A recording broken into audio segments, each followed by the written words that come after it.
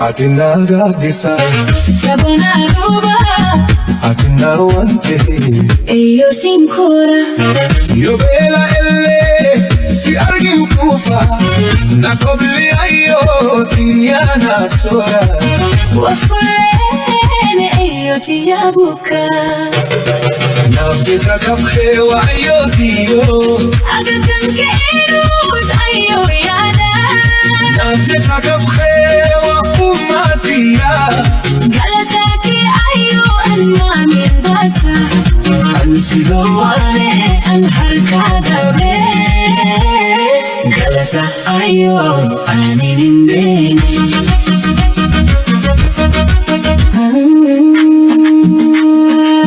Atina gaddisa Sabona roba Atina wante Eyo sinkora Yo bela elle Si argin kufa Na kobli ayo Tiyana sora Wafulene eyo tiyabuka Nafje chakafhe wa ayo tiyo Agakanke erut ayo yada Nafje chakafhe wa umatiya Galataki ayo anmamin basa Ansido Wane an harkada be Galata ayo aninindeni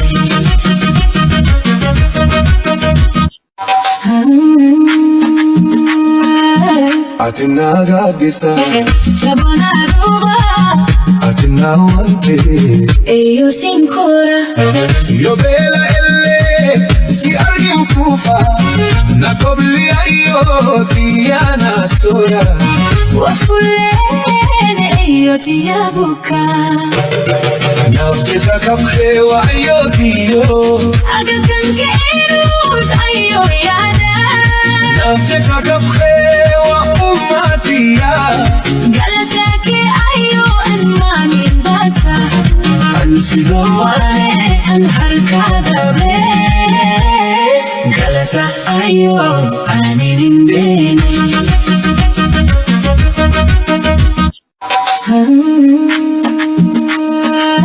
Atina gaddisa Sabona roba Atina wante Eyo sinkora Yo bela elle Si argin kufa Na kobli ayo Tiyana sora Wafulene eyo tiyabuka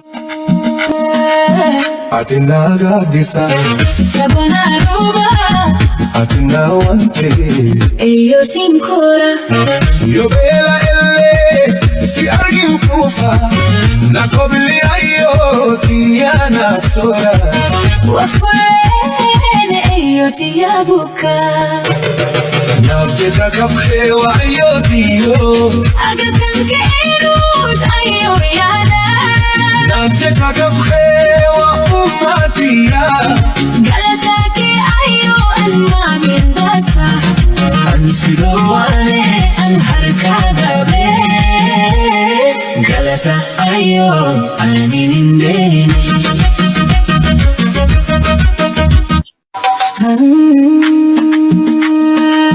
Atina gaddisa Sabona roba Atina wante Eyo sinkora Yo bela elle Si argin kufa Na kobli ayo Tiyana sora Wafulene eyo tiyabuka Atina gaddisa Sabona roba Atina wante Eyo sinkora Yo bela elle Si argin kufa Na kobli ayo Tiyana sora Wafulene eyo tiyabuka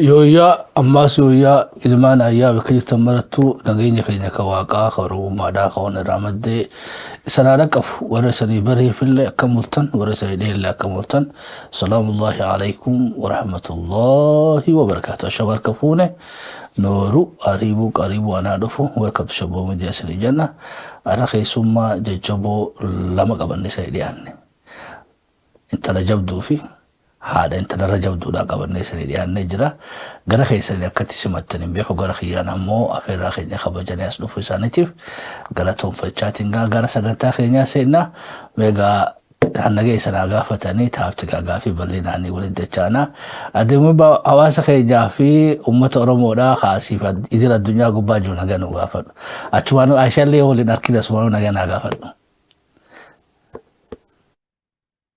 السلام عليكم ورحمة الله وبركاته ميديا شبودا غلطوما الرأس رتنا يامتني أكا حواسنا في جبتان وان دران ناوجي قدتان أمالي ناوجين أكا قدتان نيامو قيسانيف غلطة قداك أبداني أسرنا أفيرو قيسان حواسنا قيا قميل بورني جرو الدنيا هم دجرو قبية أداد درا نابل بلتان قبية أداد درا شير قد آجرتان وجي خنا hedduu irraa gammaddanii anilleen akkasumattiin irraa gammadee isiniiniin boonaa obboleeyyan kiyya ilmaan oromoodhaa xiqqaa guddaan keessan dhiiraa dhalaan keessan hedduu galatoomaan isiniin ja'a Aayishaa gammee isin hundinuu nagaami. Alhamdulillah nagaa fayyaa qabna. Aayishaa atis hawaasa keenya nagaa gaafadhu achumaanuu sila ayyoo ziyaarii siin jaa fagoo sirraa jirti asumaan nagaa gaafadhu. Hordoftoota Shabboo Miidiyaa akkam jirtan nagaa baga nagaan walitti deebine gammee fi shabboo ulfaadhaa galatoomaa hojii oromummaa hojii boonsaa hoggayyuu yeroo gara yerootti hojjechaa jirtan osoo dadhabne hin jenne arraan tanaa ammoo seenaa addaa anaaf akka dhuunfatti seenaa addaa hojjettanii ayyootiyyaa asirratti naaf yeroo keessaniif ulfaadhaa wayyoomaa maaliif isiin isiif abbaan kiyya anuma gumaachan malee warra duuba taa'uu barbaadu warra dirqitti finne sanifuu isinilleen asirratti na waliin argamuusitiif baay'een gammade isinilleen ulfaadhaan isiniin jaa. Hayyee adeemuu ibban hedduu nama miidiyaa gubbatti illee argamu miti kanaafuu miidiyaa keenya nu kabajjee asirratti nu argamuu keenyaaf irra deebi'eeti maqaa Shabboo Miidiyaatii fi hawaasa keenya si galatoomfachuu barbaada. Yoo rabbiin fedhe egaa beetee arraa adeemuu ibbaa finne boruus yoo rabbi jee abbaa ishaatis obbo Alii finnee dhufna. So akkasitti gaa walqixa goona jechuudha dhugaadhaa biyya faranjii mirgi dubartiidhaa jabaa ta'ullee atiin hawaasa keenya keessatti illee mirgi abballee jabaadha yoo rabbi jee asumaanuu afeerraa hin teenye obbo Aliidhaaf haadha qabdu haalaan jeeffannee yoo rabbi jee isaan hojii waliin dhufna. Tabiran afeerraa biraan qaba boodarraa isin ibsana inshallah ya rabbi jee. Mee gara adamuu ibbatti hoggaan deebi'u silaga maali magaalaa akka manarraa dhaabbatan hin taatu siif guyyaan sun guyyuma akka biraati jechuudha dalagaa dhufte dalagaa oolte dalagaan biyya faranjiidhaa laaftuu jedhanii hin jirtu jechuudha ifi warri taa'ee dalagus dadhabeetu magala maaliif biyya dafkanii nyaatanii yoo jiraatte biyya faranjiidhaati jechuudha dalagaa biyya teenyaatiif tun adda adda namni biyya faranjiidhaa dalagaa isaa egaa fixate booda daqiiqaan takkaawni ulfaatti booda aananii achuma keessaa turuun feetu jechuudha. Achumarraa bahuun fi boqonnaadha. Duba gaa sii dalagaa fixatee yeroo alhamdulillah jedhee dasa kee waliin qabattee makiinaa seentee deemtu. Dalagaan biraas mudattee jechuudha niwus irratti hin dhagee. Mee taatee guyyaa sanii akkam jechuudha. Guyyaan sanuu guyyaa akkami? Guyyaa sanillee odoo na yaadachiiftee baatillee odoo yaadattee amatallee yaadattee taateen arragaa addunyaan irraa haasoo jirtu. Ta sadarkaa Awustiraaliyaatti illee badhaasatti fudhatte. Sadarkaa addunyaatti illee ilma namaa addunyaa gubbaa jiru kana hundaanuu kaampaaniin teessan wal dorgomsiiftee ammaas qaalibamtee tungaa dalaguu jabduu ta'uu qabdi jechuudha dalagaa laaftuu miti. Mee guyyaan sanii guyyaa akkamii? Dhugumatti humna qabaattee dadhabbii odoo hin qabaanne immoo moogoniin biyya dalagaa biyya tanaa nama dadhabsiifti haala kam keessatti si argachuu danda'anii jechuudha. Galatoomii obbo Gammee barri bara 2025 dhumarratti guyyaa salaasaati. An dalagaa fixadhee guyyaan sun anaaf guyyaa shiftiin kiyya karraa boodaati. Ofiin qaba guyyaatti aanu lafan oola. Amma hoggaan an achi dalagarraa bahee makiinaa kaafadhee karaa guddaa kanarra bahee gala deemu jiru osooniin an bakka community filaamintoon sani hin gahin dura na bilbilee mucaan keenya tokko na bilbilee nama rakkataa as jira nama Oromootii kottuu gargaarii naan jedhee jennaaniin yaa bo'aan hedduun dadhabee jira hin jedheen yaa salaaddiin hedduun dadhabee jira odoon deebi'uu baadhillee jennaan ati hoggaataan khayrii dalagattaa arra maaltu khayrii sitti ulfeessee naan jedhe jennaan waggaa inni khayrii naan jedhu akkanumatti garaan kun harnaa jedhee bicoon tun hedduu rakkatti waggaa inni naan jedhu garaan harnaa jedheetuun kararraa baasee dhaabbadhee isaa wajji haasa'ee hayyeemee oluman deebi'aa dadhabbiidhaan qabaa oluman deebi'a jee ol deebi'ee akkasii alhamdulillah rabbiin kiyya hedduun dadhabbii qabaan ture dhuguma guyyaa sanii ammoo hoggaaniin achitti deebi'e rabbi naa laaffisa hoggaan miiciyyoo rakkoo isin keessa jirtu san arge an akka nama dalagaa amma eegalee tokkottiin if laale beekte humni hundi naa deebiteetiin gammachuun hamilee dhabaattee hoggaan ol deebi'ee ruumii mana san ol seene hedduu gammachuu takkaan naa deebi'ee akkuma nama amma dalagaa eegaleetiin ibsa heewu akkasitti sabriinaatiyya hin booyin haati teetis akkana si deessee nuti hundi dubartiin akkanuma deenyaa dahasii duraatii hin beeytuu tanaafuu si haarayaa sabbarii hin booyinii waan jarrisiin jedhan kana dhagahii akkanatti si gargaaruu fedhanii jee hoggaan itti himee ambar haadha kaniin du'uun ibsee du'uufiin deemaan see haadha tiyyatti naa bilbilaadha haadha tiyyattiin dubbachuu fedhaa odoo ifi deessee ilmoo isiin argin ani nin du'aa jettee na dhagayame bakki sun dhiifamalleedha natti dhagayame nin du'aa ilmoo tiyya amanaa haadha tiyyatti naa dhaamaa jettee hedduu natti dhagayame bakki suni akkasitti lakkee homaan taatu namni hundi akkanumatti dahaa humaan taatu adda baataa abshirji'ii jeetiin akkasitti garaa isiitii fi duyda isii qaqqabee fi boodarraa haya numan daya nagaanaan jetteni deessa wallaahi nagaan deessaan jee rabbi si hiika nagaani akka si hidhetti si hiikaan jeeni akkasitti immoo rabbii nu laaffisee waggaa xiqqoo dhaabbadnu karaa manaa gartee itti baqaysanitti deemnaa jedhanii dhufanii huccuu narra darbite waggaa uriisaa isaanii seenan gaa mana haakimaa keessanii beektanii uriisaa waggaa seenan iskiraappii tiyataraa fiddee narra darbite Hey, ani ho, esan deema, ammoo hin jeeni beekte hogguusan, dafi kaydu, dubbatiif dafi kaydu naan jette jennaan.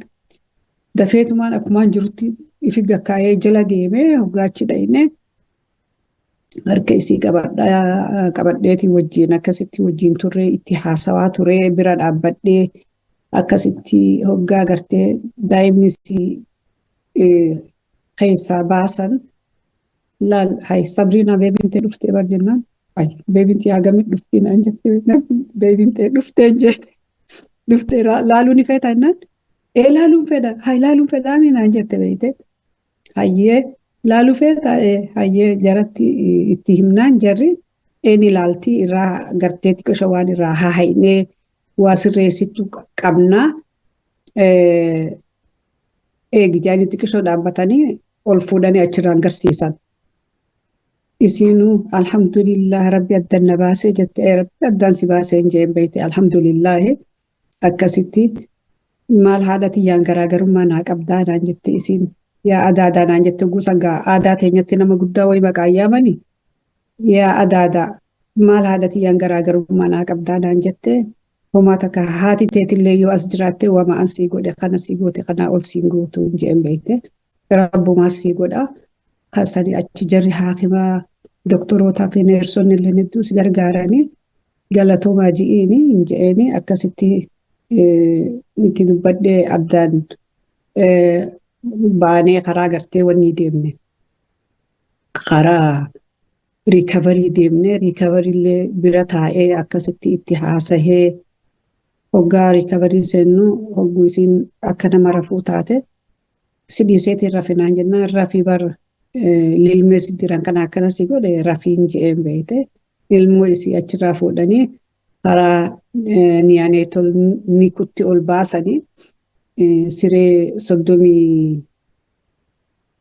37 kaayanii akkasitti gandi sun gandumaan an dalagu dura hogguu isii fuudhuu dhufan beebii ilmoo isii fuudhuu dhufan ni rifatan hogguun harkan hay mala si goota hay galan kun ati naan jennaan gala kuteetumaan deebi'ee abshiirii manjeen isaaniini hoggaachi dhaynus hay ati hagammaa sirta har'a halkan dalayddaa naan jenna dakki halkan hin dalaguun jeen akkasitti doktortiin lakkisiin wanni gargaarteettiin doktora daa'imaatii takkan hedduun akkasittiin booda isii bira deebi'ee ati ilaa sa'aa 5 ani sa'aa 10 takkattiin dalagaaftee rubuu wajjiniin itti deebi'isitti akkasitti ilaa sa'aa 5-4 fooyitti achiin jira jechuudhaan beekte.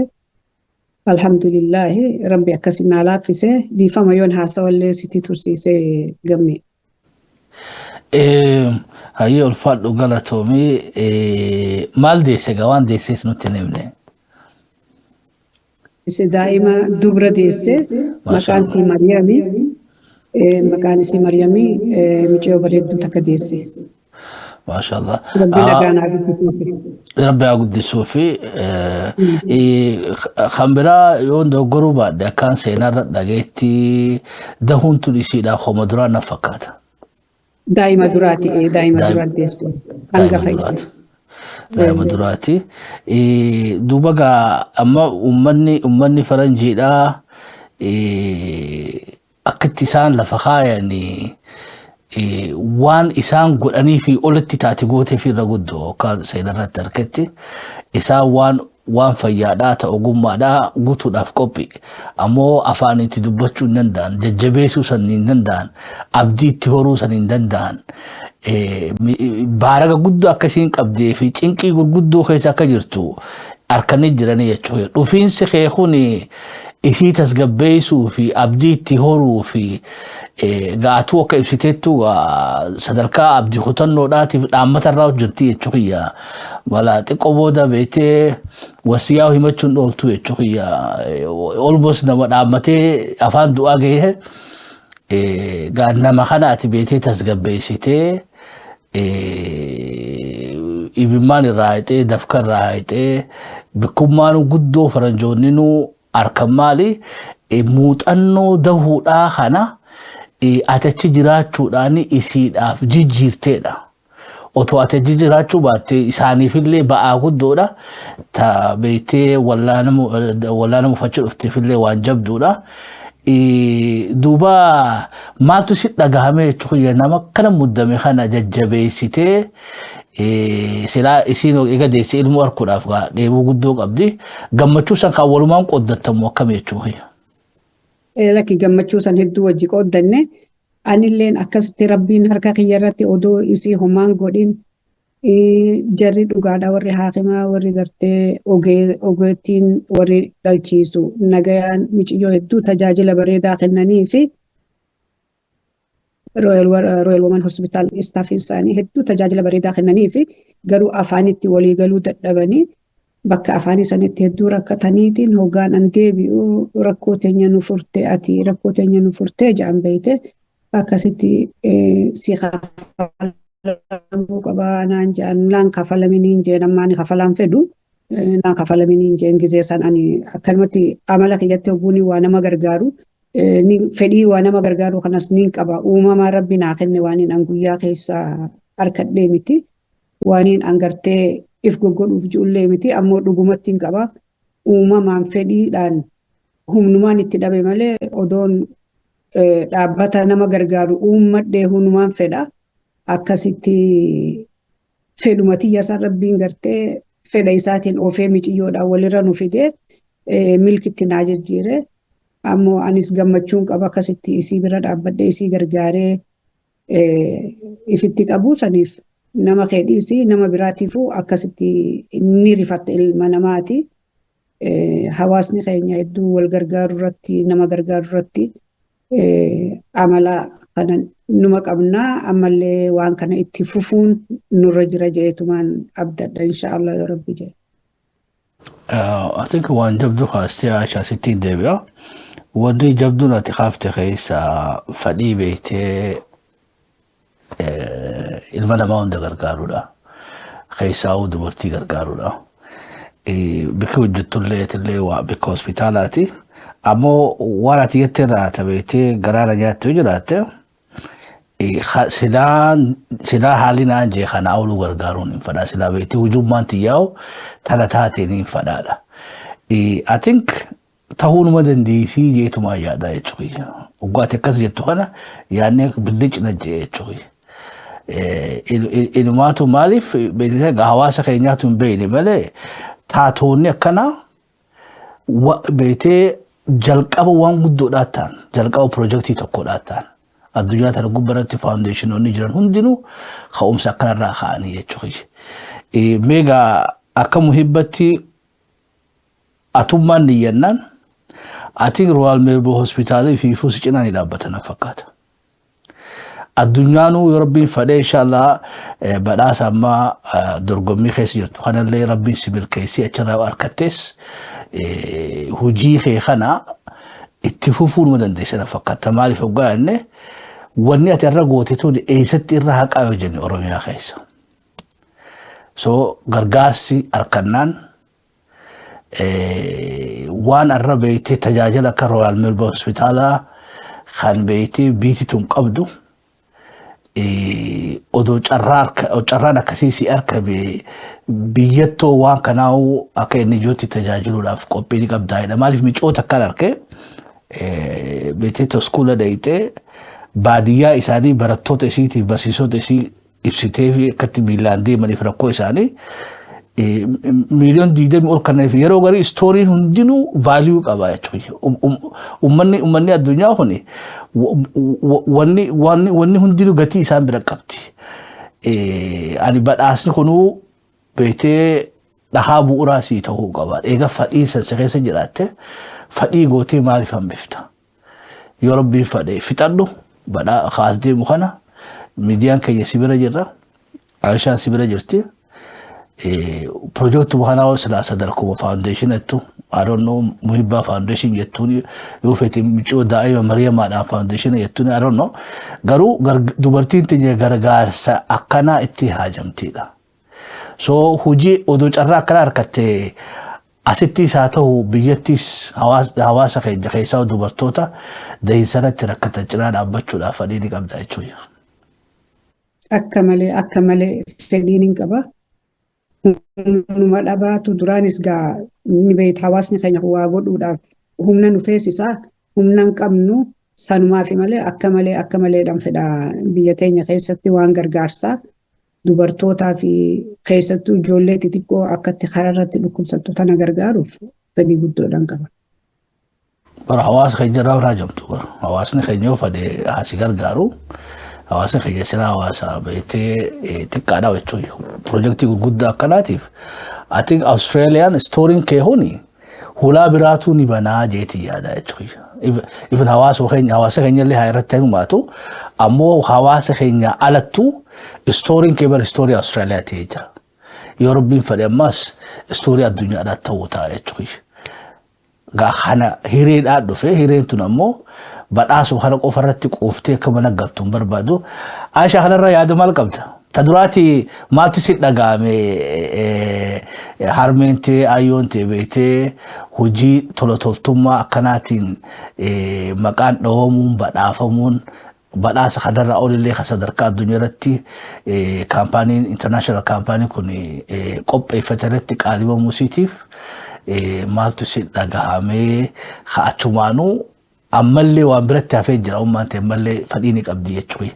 Mana amansiisan galmaan gahuudhaaf ayyoo asitti dhaabbatiin itti fufi jettaan bakka.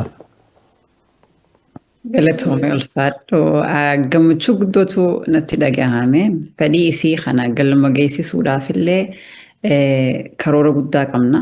Anaa fi obboleeyyan kiyyalleen waan waliin haasofnee jira. akkasitti fedhii isii kana akka galmaan geessisnu asirratti waadaa ni galla. Maaliif kana qofa osoo hin tahin silaa dandahame kanaa oltu isiin mala. Aayyoo tiyya qofaaf hin jiru. Hawaasni isii beekus, namoonni isii beekanis, maatiinis, firriinis, hiriyaanis na waliin ragaa bahan jeetiin yaada. Maaliif value qiimaa yookaan ethics wantoota bu'ura eenyummaatu jira. Kan nuti isirraa baranne, kan abbaa keenyarraa baranne, kan dhaallee jechuudha. Nu qofa osoo hin tahin namootuma isiin waliin jiraattu, waliin jiraachaa baate. Jireenya baqaa keessatti illee akkaataa isiin namoota itti gargaartu, fedhii isiin humanity namummaa isiin qabdu namoota hedduutu ragaa bahaaf.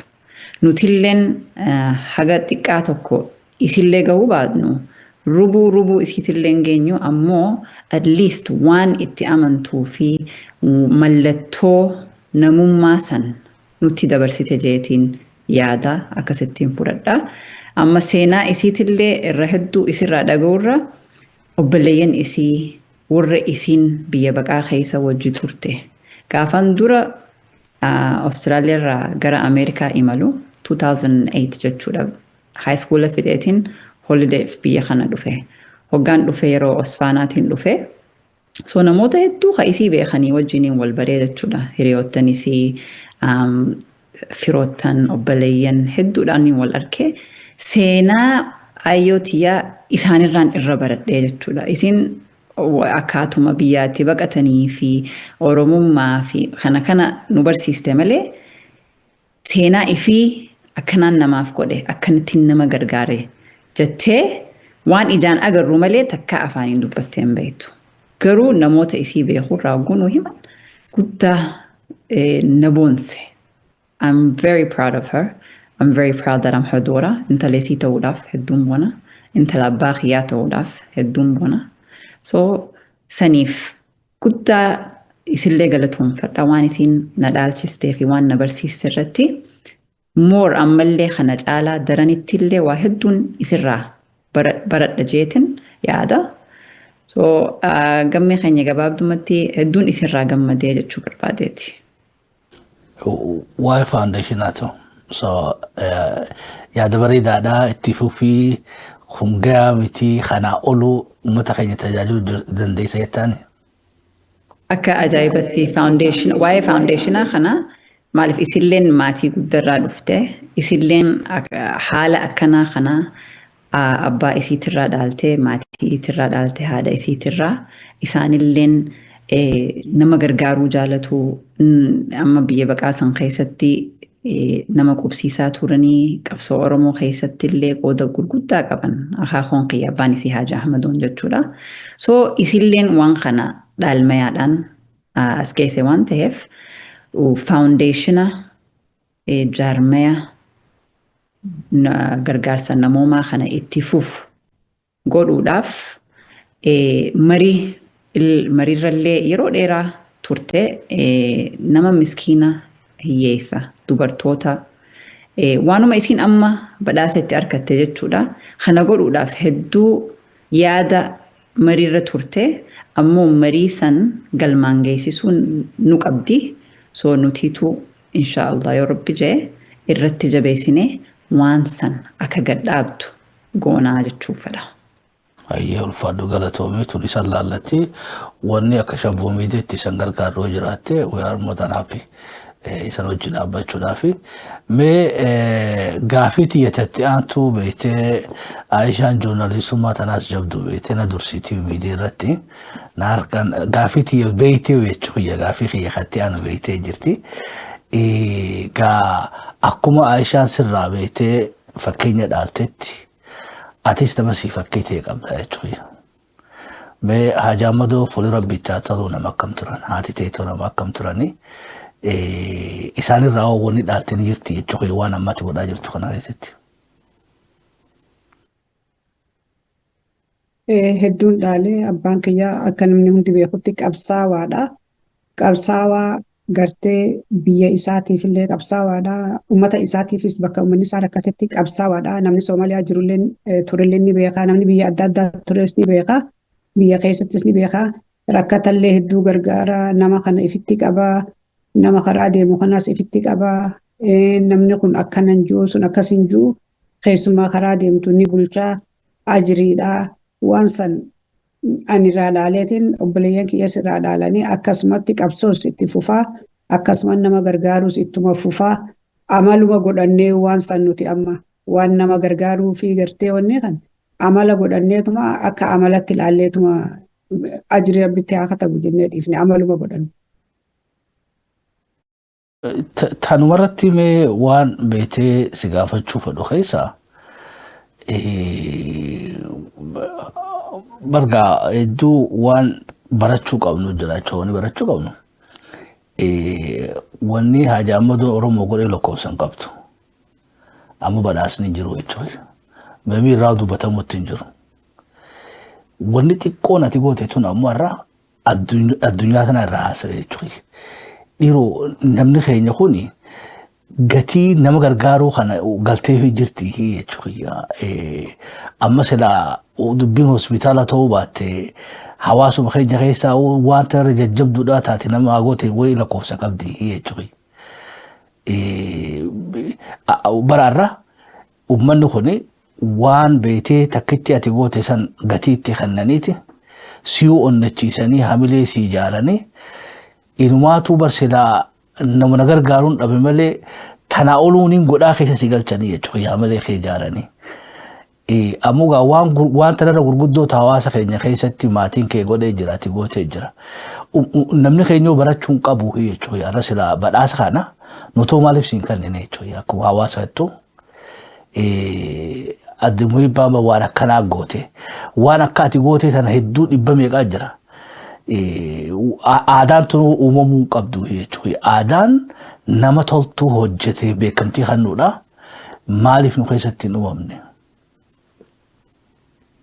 Wanni kun akkanaan yaadutti gammee keenya namni keenya kun hammeenya illee qabaatanii osoo hin tahin waan kana irruman dhufinna fakkaatti wal badhaasuu kana anaa fi miti ana dura hayyootaa jira qabsorra kufee jira agartee akkanumatti hayyoota ganda keessaa jira manguddoo jira hedduu jira waan san ammuma booda yoo amala godhanne malee wal badhaasuu tana amalumarraan qabne nuti malee waa hammeenya walii kennuu dhabuu amma yoo namni keenya nama badaadha yoo jenne yoo gargaarsatti deebi'anii abaluuf kana haa gargaarru jaadu ni baasan maallaqa.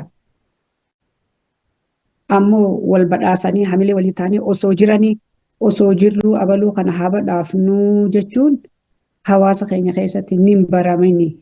Amma waan xiqqoo ijoolleen zabanaa lafaa kaate tun godhaa jirtu malee beekte. Hawaasa amma koominitiin teenyas amma waan babbaraa jirti Meelboorni keessatti wal badhaasuu fi kana saartifikeeta walii kennanii amata dabre keessatti I think isinillee achuma turtanii siyaashabboon fa'anii amma gaa baratamaatuma jira je'eetiin yaada akka addunyaatti illee yoo addunyaan qixxaachuu baanne eegallee jirra yoo rabbi jedhe. Inshallah. Aisha, waan akkanaa tana aadaan akkanaa qabaachuun faayidaan isii maal fa'aadha jechuudha. Maaliif odumaan interviyuu godhuu beektee waggaa wanni irratti xiyyeeffadhe amma ta'u hospitaala sadii fi badhaasaati. Achi bira kutteetu bara ani silaa tanarra guddoo godhuun hin fadhaansiisan na dhagaamte jechuudha. Maaliif namni fadhii qabu tokko fadhii qabaannan wanni isa wanni hojirra on oolleef hin jirtu jechuudha. Fadhii sanuu irra maaltu itti uumee akka miidiyaa irratti baateef keessaa dubbattu godhe waan isiin hojjette kanaaf beetee ambitee waggaa beekamtii kenniteef mootiveen nama godhaa inspaarii nama godhaa. So kaalcharri akkanaa hin jirullee jechuu baadhu mee hayyee jiraachuun isaa kana oolu jajjabaachuun isaa namoota beekte akka muhibbaadha kana nuun heddummeessuu jechuudha. Absolutely. Inspire nama godha waan ta'eef isiifillee hamilee ta'eeti isiin waan yaadde sanillee itti irratti kakaasaa jechuudha. Namoota biraatiif ammoo fakkiidha taati. Namoonni biraatis nama gargaaruun edaa hangana gatii qabaa. Maaliif hawaasa keenya keessatti dhugaadha. Hawaasni keenya hawaasa arjaadha. Hawaasa nama gargaaru. Beekamtiifillee hin godhan. Galataafillee hin godhan. Ammoo nuti akka hawaasatti galata ummata nama gargaaruuf galchuun isaanillee jajjabeesseeti nama biraatillee itti kakaasaa jechuudha. Amma hawaasni guddate, biitti guddatte tan akka Austraaliyaa, Ameerikaa, biitti akka Yurooppaa tunfaan namoota waan namummaa dalage, nama gargaare, galatoonfachuu jaalatan, beekumtii kennuufii jaalatan, akka malee gatii guddaa qabaa jechuudha nama gargaaruun. Maaliif dhaabbanni adda addaa ijaaramee biyyoota akka Afrikaatii fi South Amerikaa, biyyoota sadarkaa akka Austraaliyaatii fi akka biyya Faranjiin gahin gargaaruu jaalatan. Maaliif gatii namummaa, gatii nama gargaaruun qabu beekan jechuudha. Saniif maaliif hogguu nama gargaarte keessa keetu si gammada akka nama dhuunfatti. Waan si gammaduuf jecha nama saniifillee yoo ati galata galchite namni sunilleen wal galatoonfachuu, aadaa godhachuu, beekamtii walii kennuun akkuma ayyoontii reefu jettee hawaasa keenya keessatti amma xiqqoo reefu baratamaa dhufaa jira. So aadaan kun itti haafuuf akka sadarkaa addunyaatti wal galatoonfannee beekamtii waliif kennuun gaarumina fida, toltuu fida malee hammeenya hin fidu. Waanuma kana babal'isaa deemaa jechuudha. Saniif arraan tana akka Austraaliyaatti illee badhaasa kana ayyoon teenya argattee akkasumas internationally sadarkaa addunyaa irratti Denmaarkitti nama 6 addunyaa kana keessaa nama 6 qofaatitu galata kana badhaasa kana argachuuf deema. 6 san keessaa isin nama tokko. So akka Oromootti illee guddaa nu boonsite, akka maatittis, akka haadhattis hedduu nu boonsite. So ani gama kiyyaan galatoomii namummaa kee kanaa fi hojii teetii fi tola ooltummaan kan kee waggoota hedduu lakkoofsisee har'a ammoo hawaasa keessatti osoo hin ta'in sadarkaa addunyaatti akkanatti galata argachuu fi beekamtii argachuunis guddaa nu boonsee jechuudha akka sabatti illee. Hayyee gaafiin tiyya ammallee Aishaa biratti hin deebi'uu barbaada.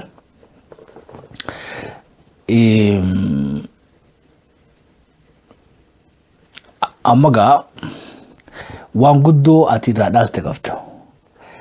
Ummaan ta'e Ajaamaddoodhaa fi haadha sirraa waan dhaalteen irra gaa hawaasa keenyaa fi addunyaa irratti beekamtii argataa jirti. Atis waan isiin dhaalteen badhaasa harkatte qabda. Mee waa'ee badhaasa keetii sanirraa illee haga tokko nu tuqi. Atoo ilmaan kee vaaliyuu waan dhaalte san dhaalchisuudhaaf qophii akkamirra jirta jechuudha. Galatoomii gammee egaa Rabbiin waa laaffisu ijoollee guddisuu jechuun qabsoodha.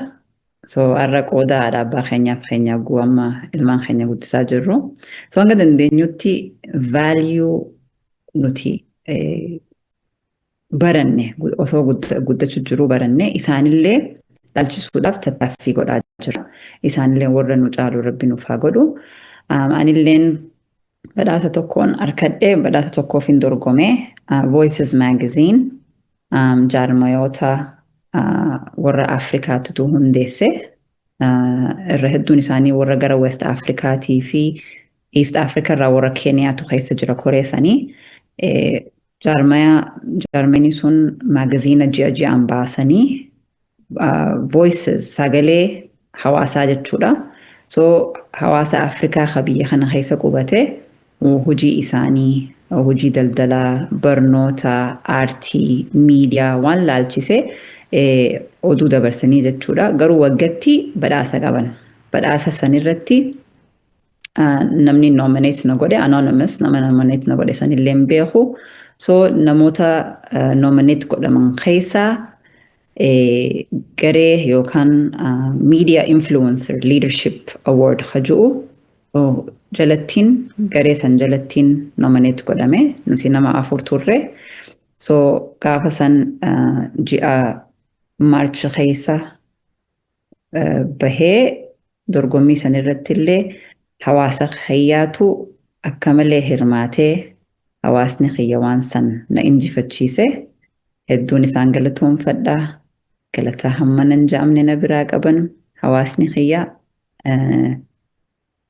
waan si ajaa'ibu hoggaa galgala san maatii fi hiriyoottan jajjaboon qaba dhufanii teebila 3 guutanii jechuudha so galgala san nama 200 fi wayii ture 200 san keessa namoonni hundinuu nama xixiqqaa fidatan anammoo teebila 3 dhufe support na godhuudhaaf jechuudha fagorraayis haboowwan qiyyaa Atlaantarraa dhufanii asirraa ammoo hiriyaa fi maatiiwwan qiyyaa hedduutu na wajji hirmaate so awardii maayiirratti dhaleessan ka garee keenyaa jechuudha san dura aartii dhiheessanii barnoota daldala non-profit jaaniiti tartiibaan akkasii ooffatanii amma kiyya dhumarra ture so haasawaan lubbuu nutti fidan hanga warri na wajji dhufe dhiiroo ni dagatamtee gareen ta'e kategoriin kee kun dagatamee jira sagantaan dhumachuu deema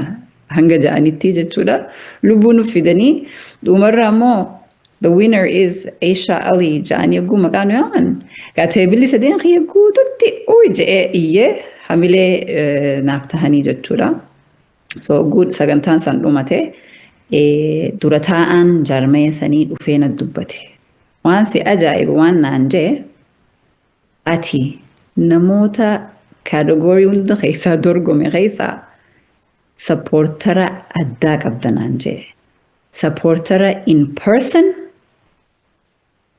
and online naan jee hordoftoonni kee hordoftoota cimaadha hordoftoota kee jabeeffadhu naan jee warra as jiru kanas jabeeffadhu warra achi vote sii godhes jabeeffadhu naan jee natti dhaamee jechuudha nuti numa laalla jee akka rasaasatti dho votiin dhufe khayanyutti Aisha ammas numa dhufa Aisha ammas numa dhufa adduma dhaabbachuu dide jee persentii 84 injifattee jee badhaasa kana sunilleen eenyuuni hawaasa khiyyaani hawaasa oromootiin hawaasa oromootu akkuma waan san beeksisa arkaniin within like 10-15 minutes viral share wal jalaa godhuudhaan ijoolleen sanuu ijoollee biyyaa hundarra kana dinqisiise ijoollee biyya keessa jirtu qeeroon biyyaa flyera tolchuudhaan suuraa tiyetana fuudhanii I don't know akkuma isaan godhanii wal jalaa hafarsan asii hunoo Canada America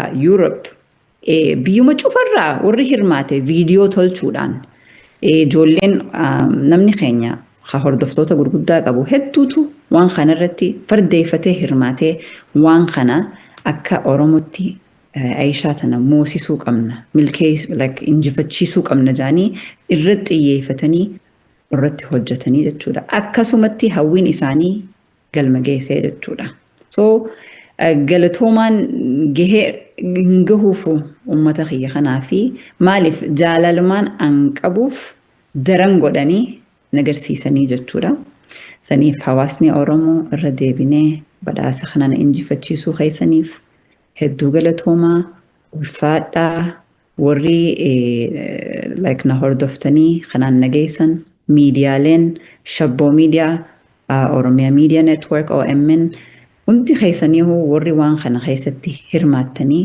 gahee guddaa gahee leencaa taphattan galatoomaan isiniin jaa maaliif badhaasa san guyyaa san Aishaa qofaa miti kamo'e Oromootu win godhee jeetiin yaada galgala san jechuun warra achi jiru san keessaa Afrikaa keessaa Oromoon nu qofaatitu achi ture warri ollaa keenyaa Soomaaliyaan ni jiranii Naayijeeriyaan ni jiran Gaanaan ni jiran Keeniyaan ni jiranii Oromoon nu qofa ture saniif bakka Oromoo buunee waan san mo'achuun galgala sanillee haasawa irratti illee badhaasni kun ka Oromootii jeetiin Oromoof kanne saniif warra deebinee galatoomaan isiniin jaa.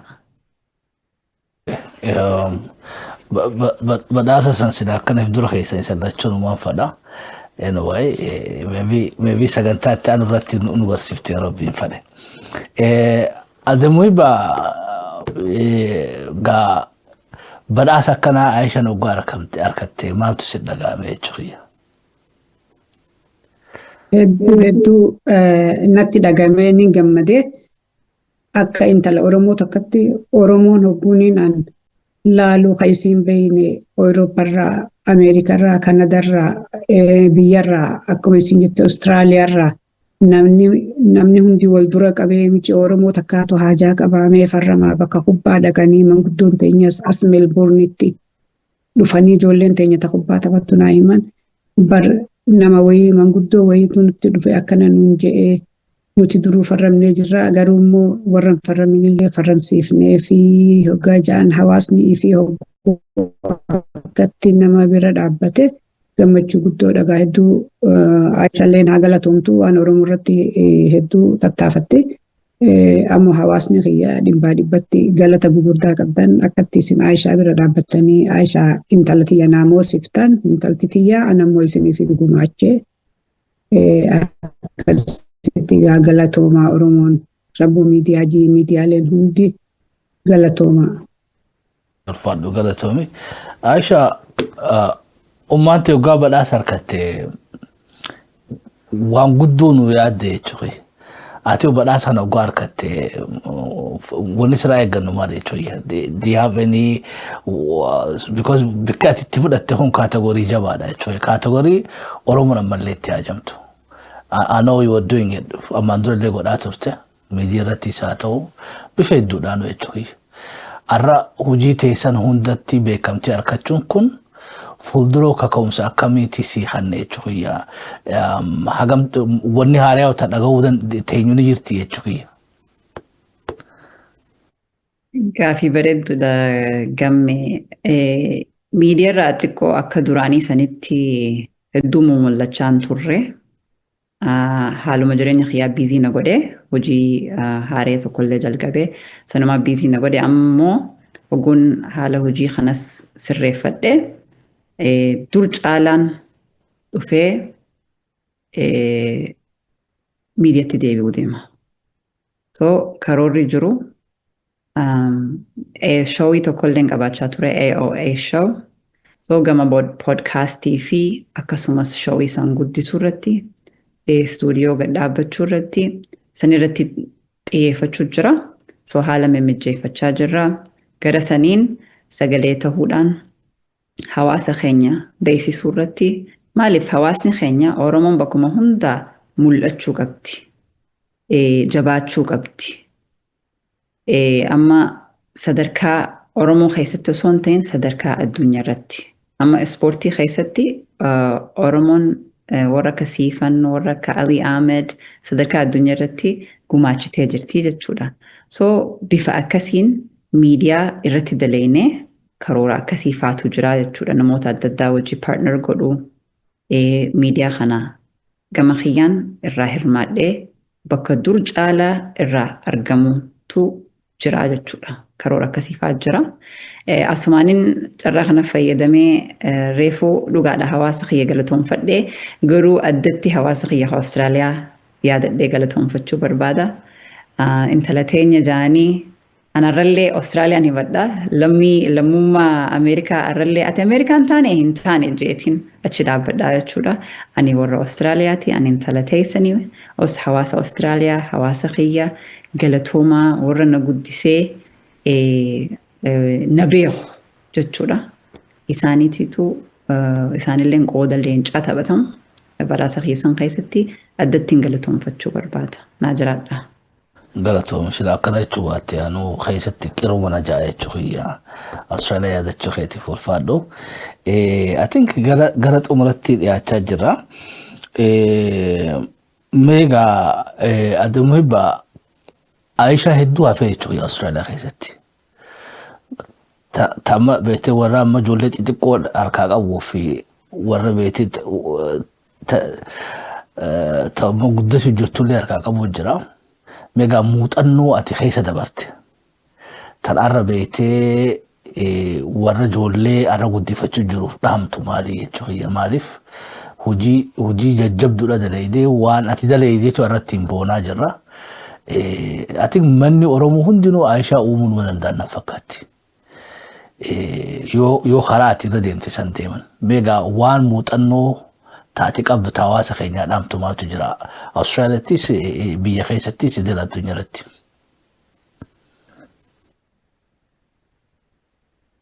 Galatoomii gammee wannaan hawaasa keenyaa dhaamu silaa ka gurguddifatee bakkaan gahee kan gurguddisutti jiru hawaasarraa ilmaaniin hin baqatinaa bakka koominitii teessanitti hin dheessaa bakka Saturday Sunday kana Quraanaa fi afaan Oromootti barsiisanitti ijoollee teessan sa'aallee yoo itti gubdan achittiin baqadhaa bakka hedduutti barsiisanii koominitii teessanillee bira dhaabbadhaa. Koominitiin teessan ta Meelboorniitii fi ta Awustiraaliyaa guutulleen namni ilmaaniin itti baqatee hundinuu najaa bahee jedheetumaan yaada hanqamman tanaa nuti ijoolleen teenya waggaa xixiqqoo koominitiin adda bahuun turre karaa diinatti illee yoo ta'e karaa barumsa karaa diinaa yoo ta'e illee hawaasa wal barsiisu illee yoo ta'e akka hawaasa keessaa ijoollee galchine hin beeynu namni gaafa sanii yoo nama tokkoo fi lama ta'e malee namni milkaa'in hin jiru ilmaanirra. Namni ilmaanirra milkaa'ee jira. Warri amma ilmaan gurguddifatus haganaa horuus hundi keessan koominitii teessan biyya alaa ka jirtanis warri gartee as hin jirree Awurooppaa, Ameerikaa, Kanadaa biyya teenyallee yoo ta'e koominitii ifirraa hin baqatanii itti baqatan maleedha.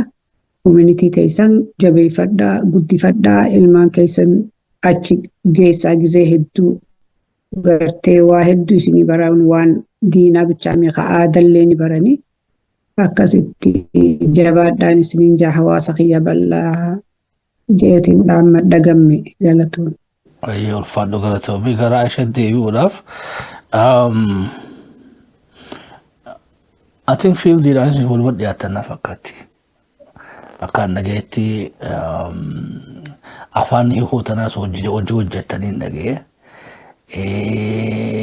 Ati waan fayyallee ammallee fiilduma tokkorra waliin jirtanii.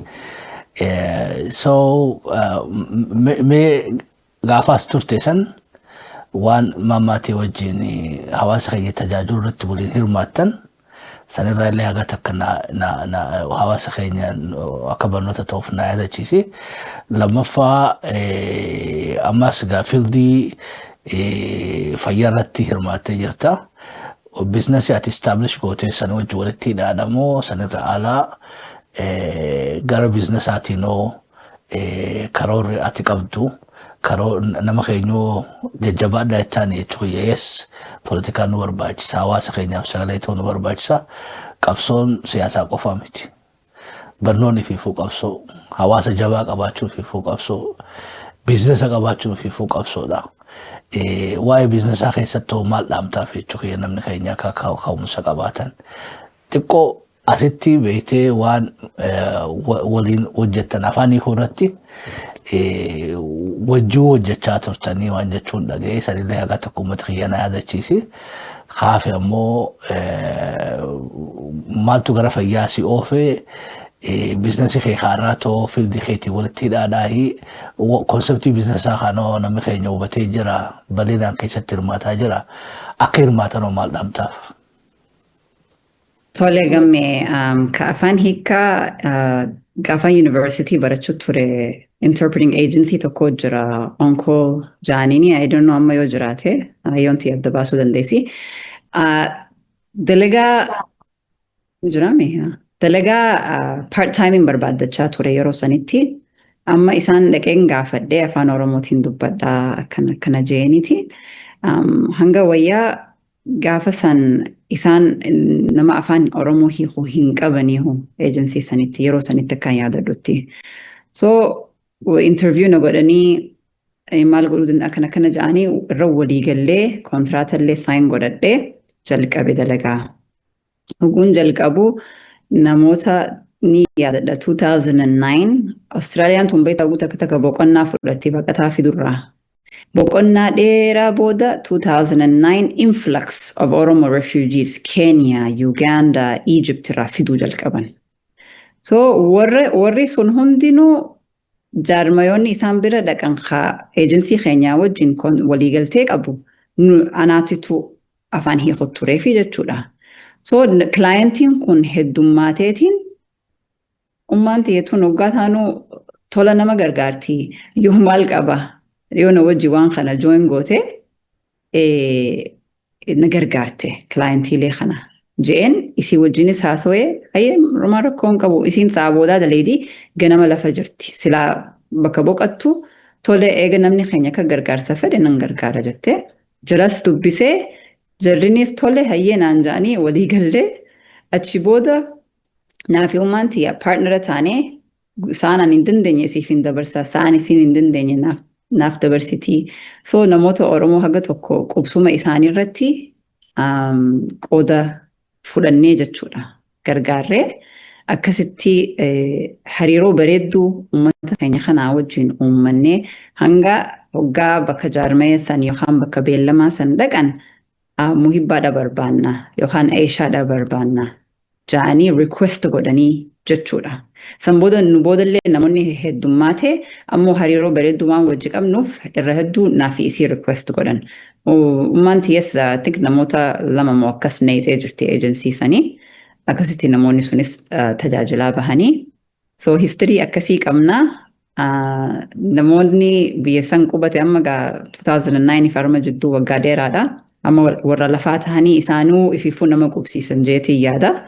So history akkasii qabna ummatiyaa wajjini. Sanumarratti gaa osoo deemnuu ani university xiyya fixadhee nursillee tahee jechuudha.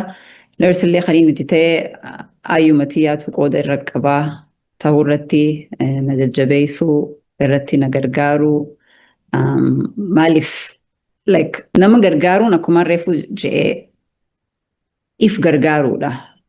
Yoo nama gammachiiste rabbiilleen sirraa gammada atilleen keessi kan keessi gammada. So dalagaan neersii irra hedduu namuma gargaaruu jechuudha. Neersillee wannin neersiin tun bal'oodha. Akkuma doktorri specialistii qabu kanatti neersilleen akkasumatti specialty garaagaraa qabdi. Ani irra hedduu public health waa'ee hawaasa irratti fayyaa hawaasaa jechuudha. Hawaasa keessaan hojjedha. Ergaan gara Ameerikaa imalillee dalaguma neersii hawaasa community health public health keessattiin barnoota kiyyallee itti dabaladhee maasterzii achirratti xumuree hojii sanillee ittuma fufee hojii sanillee itti fufee akkasumas akkuma reefu gammeen jettee biiznesallee kara saniin bannee jechuudha. Home care agency namoota hiriyaa fi akkasumas maatii wajjin biiznesoota qabnuu jira. Sunillee namuma gargaaruu irratti xiyyeeffata jechuudha. Biiznesa kanallee ummatiya tanaatu she's very business minded.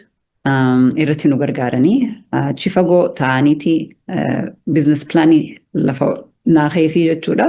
So ana qofaa miti namoota hedduu jobboleeyyan kiyyees faamiliis warra dhufee yaada isii gaafatu strategic tooftaa namaa baasuudha irratti dandeetii addaa rabbi kannee fi so akkasumatti sagantaa san lafa nuu keessee sanirra dhaabbannee banuu dandeenye jechuudha. San keessatti amma Oromoo qofa osoo hin tahin alagallee hedduu gargaarra. Nama alagaa kanallee nama hojjetuufillee goonee nutillee deemnee irratti toohannaa. Kun maal godhaa? Hordoffiin kun hangam takka namni kun dhibdee qabu sanirraa dhibdee san fooyyeeffachaa dhufaa hangam takka wayyaa'ee hawaasa kana keessatti. Yoo hawaasa like community keessa jiraachuu hin dandeenye dhibdeen isaaniitti jabaatte gara hospitaalaa dhaquu yookaan gara nursing home dhaquu bakka gargaarsa dabalataa argachuu danda'an jechuudhaan waan kun hundi walitti hidhata qaba. Akkasitti biiznesni keenya illee sanirratti xiyyeeffata. Hawaasni keenya daldala irratti jabaachuun isaanii hedduu barbaachisaadha. Akkuma reefu je'ee bakkuma hundarraa mul'achuu danda'u nurra jira jabaachuu qabna. Fiildii keessa jirru utti jabaachuu qabna. Jabaannee mul'achuu qabna. not only dalaguu qofa osoo hin ta'in quality dalagaa bareedduu dalagaa nama gammachiistu dalagaa sadarkaa addunyaa irratti fudhatama qabdu dhiheessuu danda'u nurra jira akka Oromootti jechuudha. Saniif legacy dudda duubee asirratti barreessee ture Shabbooni legacy bareedduu hojiidhaan ilmaaniin daldalaan barnootaan dhiisuu danda'u nurra jira jeetii yaada. So hawaasni keenya gabaabdumatti jabaachuu qaba bakka jirutti lafa jirutti jabaachuu qaba sodallee dhiisuu qaba amma wayyaanii jiranii amma hawaasa biroo yoo laalte isinillee dheereessee dhiifama hawaasa akka ollaa keenya kan Soomaalii yookaan Hindoota yookaan Araboota they are always visible biyya deemtu cufatti ni agarta isaan takka daldalaan takka masgiidaan takka communityidhaan waan takkaan ni agarta ummanni kun Hindiidha ummanni kun Araba ummanni kun Soomaaliidha jettee beeyta ummata Asia kana laali China fi Vietnamese amma magaalaan Melbourne magaaluma isaaniiti jechuu dandeessaa jechuudha. Ani gaafa elementary primary school baradhu ijoollee Vietnamese fi Chinese wajji guddannee jechuudha. Victoria Street akka jirutti ummata jedhi beeyti ummata Vietnamiitu qaba. Skuulatti afaan China nu barsiisu turanii jechuudha. So hangas takka visible ta'an Oromolleen akkasitti visible taatee mul'achuu danda'u isirra jira. So yookaan Somaaleedhas isaan yookaan East Africa biroos isaan. Saniif mul'achuun jabaachuun kabajaa ifitti qofa osoo hin ta'in hawaasa keetittillee kabajaa gootaa jechuudha. Saniif daldala irratti Oromoon bakka jirtutti haa jabaattuun dhaamsa kiyya. Ulfaadhu galatoomii ati ammoo fardiin guddoon dhufneeftanii imala gara Copenhagen Denmarkiidhaati. Ati muhibbaa guyyaan muramee jiramoo afeerraa eeggataa jirtamoo akka beektuu qophiin gama sadiitoo? Lakki guyyaan qophaa'ee yoo rabbi jedhee 10 asii baha asirraa 10 baanaa isaa warri gartee gugurdaan akka gartee hayyu duroonni kaampaniidhaan na duratti bahan isaanii an ammoo 10 bahaa adaan achi gaha jechuu yoo rabbi jedhe inshaallah warra sannoo haa godhu rabbi. Yoo rabbi jedhe guyyaan sagantaan gaggeeffamu guyyaa kami? Guyyaa sagantaa gaggeeffamu san isaan natti hin himne ganaadha. Gaafan bareen isin hima yoo rabbi jedhe. Yoo haalli si anjaa'ee achirraa dabarsuu dandeenye si yaalii ni goona. Yoo dadhabnes telefoona si bilbilee waan irra geesse si gaafanna. Ammoo shakkii takka malee akka haasaan nu galtu abdii guddaa qabna. Milkiidhaan nu galii hin jenne rabbi jedhe. Shir galatooma isinillee Shabboo miidiyaan hedduu galatooma gammiyaatis galatoomi. Hedduu galatooma hawaasni kiyya hundinuu akkasi gaa'ee alaa xumuraa deemneensi amma.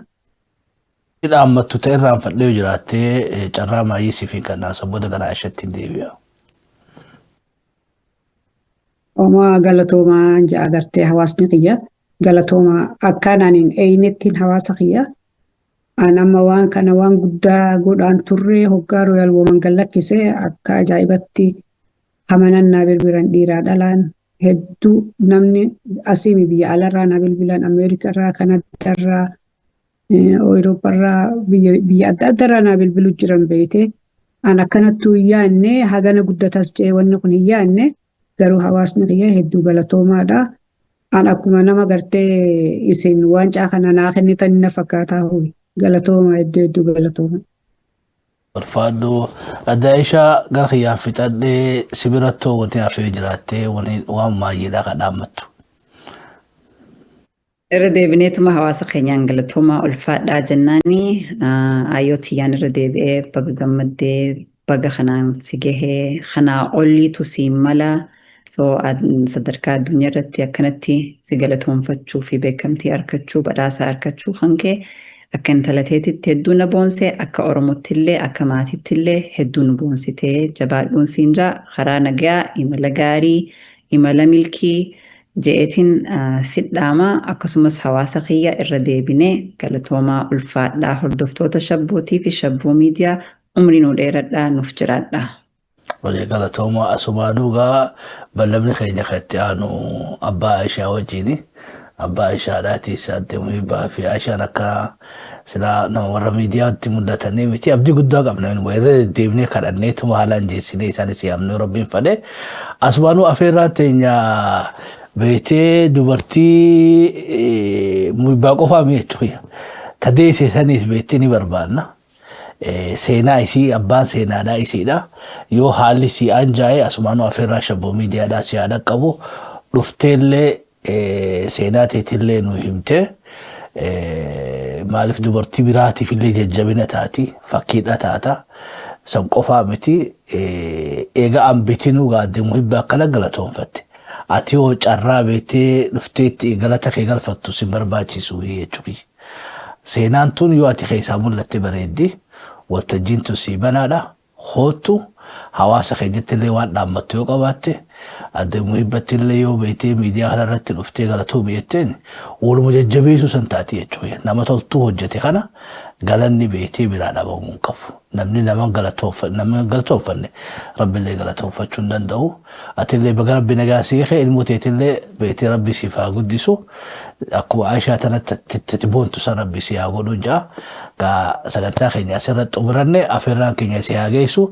Telefoonni keenya gara Aishaatiin dhufuu danda'a, gara muhibbaatiin, gara biraatiin illee yaaliin goona. Ammoo asirratti yoo dhuftee argamtee hedduudha muhibbaa hojii yoo dhuftan hawaasa keenyaaf beektee barnoota guddaa ta'a jajjabina guddaa ta'a jettiin amanna. Gaa yeroo qaalii teessan tana asirratti nu argamu yeroo qaalii teessan tana nu laattanii asirratti nu argamu keessaniif adda muhibbaa fi adda Aishaa maqaa hordoftoota shabboo miidiyaatiin isan galatoonfadha. Gaa hundi keessanuu nu hordofuu keessaniif ulfaadha. Aishaa atillee hedduu galatoomaadha. Karaa kiyyaan assalaamu alaikum wa rahmatullahi wa barakatuh. وعليكم السلام ورحمة الله وبركاته. Ayyee nageetti galatooma.